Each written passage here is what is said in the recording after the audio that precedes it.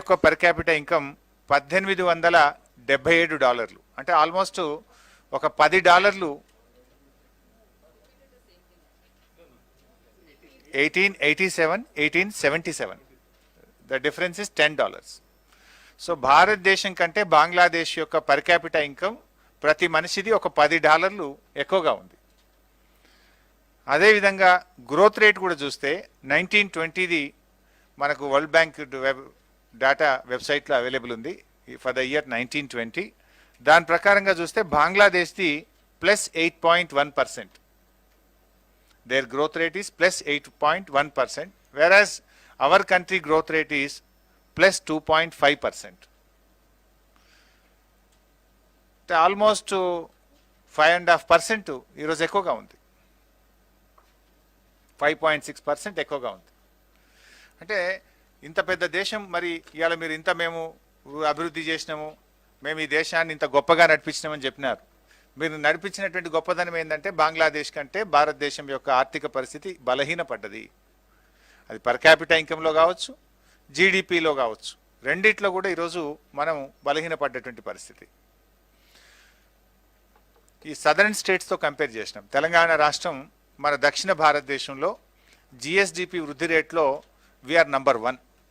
గత 6 సంవత్సరాల్లో మీరు గమనిస్తే ఆంధ్రప్రదేశ్, కర్ణాటక, కేరళ, తమిళనాడు, తెలంగాణ ఈ 5 రాష్ట్రాలు మనం కంపేర్ చేసుకున్నప్పుడు గత 6 సంవత్సరాల్లో అండ్ యావరేజ్ మనం చూసుకుంటే we have achieved around 11.7%. whereas if you look at Andhra Pradesh is with 11.2, Karnataka 10.6, Kerala 10.8, Tamil Nadu 10.1%. So almost మనము 11.7% తోని మన నంబర్ 1 స్థానంలో ఈరోజు గత 6 సంవత్సరాల వృద్ధి రేటు, యావరేజ్ వృద్ధి రేటును చూసుకున్నప్పుడు తెలంగాణ మొదటి స్థానంలో నిలిచింది.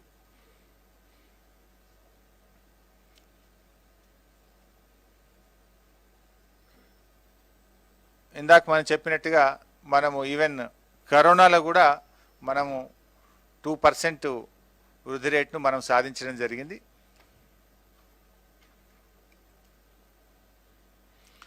Then we are going to the next point, per capita income. Per capita income లో ఒకసారి మీరు గమనించినట్టయితే 2020-21 సంవత్సరానికి ఇందాక నేను చెప్పినట్టు జస్ట్ రీసెంట్గా 10 days back government of India release చేసినటువంటి దాని ప్రకారంగా మన పర్ క్యాపిటల్ ఇన్కమ్ $2,37,632.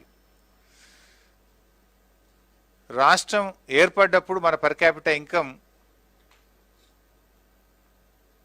ఇప్పటికీ మనం చూసుకుంటే 1.84 టైమ్స్, నేషనల్ యావరేజ్తో చూసుకున్నప్పుడు వీఆర్ 1.84 టైమ్స్ అహెడ్. దేశం యొక్క పర్ క్యాపిటల్ ఇన్కమ్ $128,829 అయితే తెలంగాణ రాష్ట్రం యొక్క పర్ క్యాపిటల్ ఇన్కమ్ $2,37,632. అంటే భారతదేశం యొక్క పర్ క్యాపిటల్ ఇన్కమ్ కంటే తెలంగాణ రాష్ట్రం యొక్క per capital income 1.84 times we are ahead. And we are the third largest state, third highest per capital income ఉన్నటువంటి రాష్ట్రం ఈరోజు తెలంగాణ రాష్ట్రం. అండ్ గత 7 సంవత్సరాలు మీరు చూసుకుంటే వరుసగా ఒక్కొక్క సంవత్సరం ఒక్కొక్క రాష్ట్రాన్ని మనం ఓవర్టేక్ చేసినాం. రాష్ట్రం ఏర్పడ్డ నాడు పర్ క్యాపిటల్ ఇన్కంలో 10వ స్థానంలో ఉన్నటువంటి తెలంగాణ రాష్ట్రం ఈరోజు దేశంలో 3వ స్థానంలోకి రావడం జరిగింది.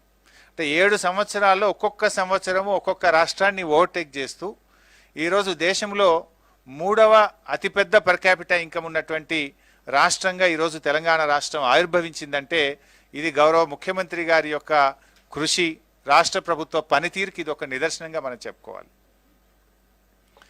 అదేవిధంగా దక్షిణ భారతదేశంలో వీఆర్ నంబర్ 1. లాస్ట్ యావరేజ్ ఒకసారి చూసుకున్నప్పుడు 2014-15 నుంచి 2021 వరకు పర్ క్యాపిటల్ ఇన్కమ్ పెరుగుదలలో యావరేజ్ చూసినప్పుడు we are number 1 in South India and number 3 in the country. ఒకసారి మీరు ఇక్కడ చూస్తే రాష్ట్రం ఏర్పడ్డ నాడు మన పర్ క్యాపిటల్ ఇన్కమ్ $124,104 ఉంటే ఈరోజు $2,37,632. అంటే we have achieved 91.5% growth.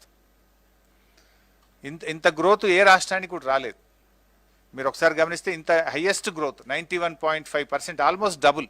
We are reaching almost double. మీరు దేశం యొక్క గ్రోత్ ఒకసారి మనం గమనిస్తే దట్ ఈస్ 48.7%.